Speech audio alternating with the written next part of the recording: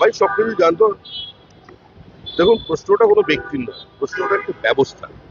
যে ব্যবস্থা তৃণমূল কংগ্রেস তৈরি করে দিয়ে গেছে, সেই ব্যবস্থারই ফসল এটা। আমরা তো প্রথম থেকেই বলে চলেছি, তৃণমূল কংগ্রেস প্রকৃতির বিরুদ্ধে যুদ্ধ ঘোষণা করে। তারা শুধু অসহায় মানুষের মুখের গ্রাস কেড়ে নিয়েছে এরকম নয়, এই প্রকৃতিরও যা কিছু আছে সেটাও ধ্বংস করেছে। উত্তরবঙ্গের বিভিন্ন পাহাড়ি নদী থেকে বেআইনিভাবে বালি আর পাথর সরিয়ে নদীর গতিমুখ বদলে দিয়েছে।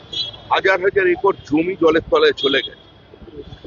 ইস্ট ক্যালকাটা ওয়েটল্যান্ড, তার উপরে এত কনস্ট্রাকশন, এত কমপ্লেক্স কি করে তৈরি হয়েছে? যেটা র্যামসার ট্যাগ লাগানো আছে। সুন্দরবনের ম্যানগ্রোভ সরিয়ে দিয়ে সেখানে মাছের চাষ, সবই তৃণমূল কংগ্রেসের অবদান। তৃণমূল যেখানে থাকবে সেখানে এরকম হবে। ওয়াকফ প্রপার্টি লুট, মানুষের পাট্টা কেড়ে নেওয়া, দেবোত্তর সম্পত্তি লুট, এ সমস্ত নিয়েই তৃণমূল। প্রত্যেকটা ডিপার্টমেন্টে হাজার হাজার কোটি টাকা দুর্নীতি। এখন পুরো সরকার যদি এই চুরি ধরতে বেরিয়ে পড়ে, তাহলে সরকারি কাজকর্মই বন্ধ হয়ে যাবে। যেখানে হাত দিচ্ছে সেখানেই তৃণমূল কংগ্রেস কিছু না কিছু ভালোবাসার ছোঁয়া রেখে দিয়ে গেছে।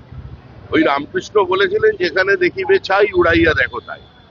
তো যে ডিপার্টমেন্টেই ফাইল উল্টাবে সেখানেই একই অবস্থা। সুস্থ থাকার একমাত্র ঠিকানা কাঁচরাপাড়া পলিক্লিনিক বা নাইট অ্যাঞ্জেল নার্সিং হোম। কেনাকাটার একমাত্র ঠিকানা আগমনী বাসন্তী।